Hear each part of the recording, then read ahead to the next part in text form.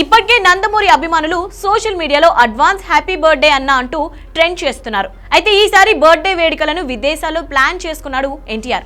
మొన్నటి వరకు ముంబైలో వార్ 2 షూటింగ్ తో బిజీగా ఉన్న ఎన్టీఆర్ షూటింగ్ కు స్మాల్ బ్రేక్ ఇచ్చి ఓటు హక్కును వినియోగించుకోవడానికి హైదరాబాద్ వచ్చాడు. ఇక ఇప్పుడు బర్త్డే వెకేషన్ కోసం ఫ్యామిలీతో కలిసి విదేశాలకు వెళ్ళాడు. దుబాయ్ వెళ్ళినట్లుగా సమాచారం. ప్రస్తుతం ఎన్టీఆర్ వెకేషన్ కు వెళ్తున్న ఎయిర్పోర్ట్ పిక్స్ సోషల్ మీడియాలో వైరల్ అవుతున్నాయి. దీంతో ఈసారి టైగర్ బర్త్డే వేడుకలు విదేశాల్లో జరగనున్నాయని చెప్పొచ్చు. తిరిగొచ్చిన తర్వాత దేవర షూటింగ్ లో జాయిన్ అయ్యే ఛాన్స్ ఉంది. ఇక ఎన్టీఆర్ పుట్టినరోజు అంటే ఆ రోజు అభిమానులకు పెద్ద పండగనే చెప్పాలి. ఆ రోజు పలు సేవా కార్యక్రమాలు ఏర్పాటు చేయడానికి రెడీ అవుతున్నారు. ఇక సోషల్ మీడియాలో టైగర్ బర్త్డే రచ్చ మామూలుగా లేదు. మే 20న టైగర్ ఫ్యాన్స్ సోషల్ మీడియాను కబ్జా చేయడం పక్కా.